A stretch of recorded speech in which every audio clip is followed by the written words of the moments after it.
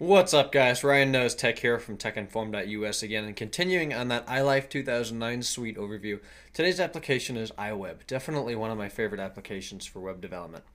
So here it is. It's going to come with iLife 2009. More rumors on 2010. We're not going to see it, guys. It's already September. It's going to be 2011, probably released or talked about this fall, winter, next spring, who knows. Anyways, here is iWeb. It's a super easy application to make a website. So you just come over here, you do File, New Website. We're going to do that. And then you have a million different themes you can choose from for it to look like. You've got all these different kind. And then each theme you choose, for example, leaf print, we'll do that one for this video. You have all these pages. You have a welcome page, about me, photos, blog, a blank page you can do anything you want with, movie, my albums, and podcast. So it's super easy to choose any kind of page you want and then edit it to what you want to do. So let's start with the welcome page in the leaf print. Click on choose, and here it is. Welcome to my site. Obviously, all of this is very changeable. So let's change this up here to, let's write something about my video.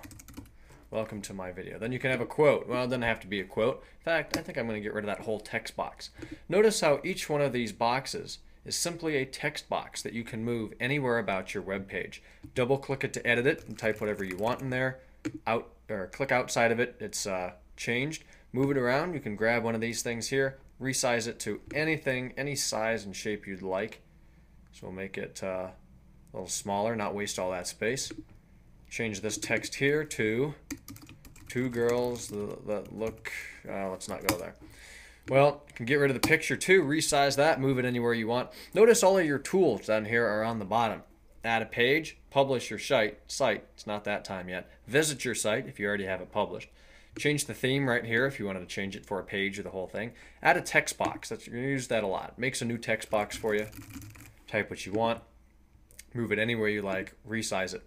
Now to change what's in the text box as far as font, double click it to highlight all of it and then go to fonts.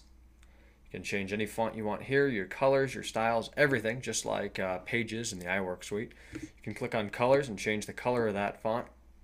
Then you have all these options up here for brightness, and different palettes and spectrums and crayons for you that aren't quite in high school yet. So really, I say this in all of them, but it's just super easy to bring in whatever kind of content you want.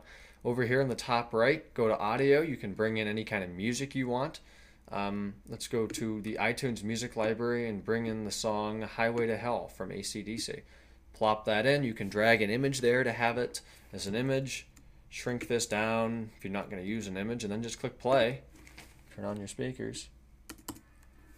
And there it is. Just drag and drop, and when you publish your site, it's going to be right there. There it is. You can do the same thing with photos. Click on photos. It's going to take you to iPhoto or Aperture, whatever photo program you're using. Drag and drop, and there it is. Now you can do some effects and adjustments too. So here's your photo. Let's just make it a little bit bigger, and we'll put it, how about in the middle? See those blue lines there? That helps you organize stuff. So that blue line tells me it's in the middle. So there it is. That text box looks dumb now, so we'll get rid of both of those. Click back over here, and then go to the inspector down in the bottom.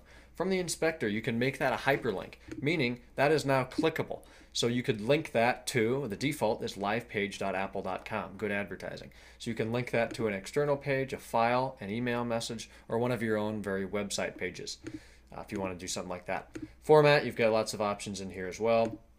There's so much stuff here, it'd be hard to go through all of it. What I'm looking for, I believe, is here. We'll put a shadow on it, that looks pretty good. And then a reflection. You can adjust that reflection, really nice graphic stuff. You can do stroke, put it in a picture frame. If I turn off shadow, maybe. I'll choose this frame. So now it looks like it's in a little picture book. Just so many different things here. There's two ways of shrinking and enlarging a file. One, you lose your aspect ratio. Like if you have a picture this big, it'll go into this or into this. You don't want to do that. So you want to make sure that you either hold the shift key when you drag like that, or go back into inspector and set it up. Under adjust down here, you can adjust all that stuff like you would in iMovie or iPhoto. Brightness, contrast, saturation. You can see it on the screen there. Lots of different options for that. So now we could put a text box under that and give it a little caption. Make that text bigger in the fonts.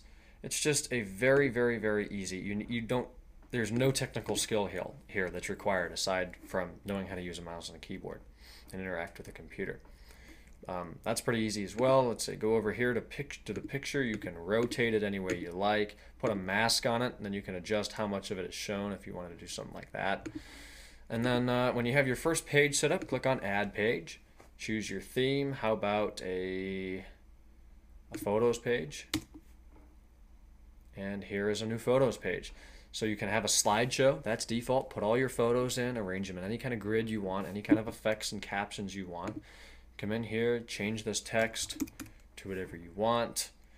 It's just, I can't stress how easy this is. And then your navigation bars at the top, that can all be moved and whatnot. Over here, movies, we'll get back into that. You can drag any of these movies over here you want. Here's my new intro you just saw. Let's see. File size, well, that copy of that intro is a gig, so it's not going to want to upload that, but it will work. There that is. Also, let's say widgets. Widgets are kind of cool. You can put in a Google Map widget. You've probably seen this on sites.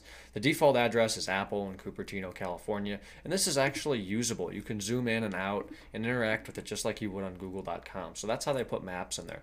You've got HTML snippets if you wanted to use an applet or something like that.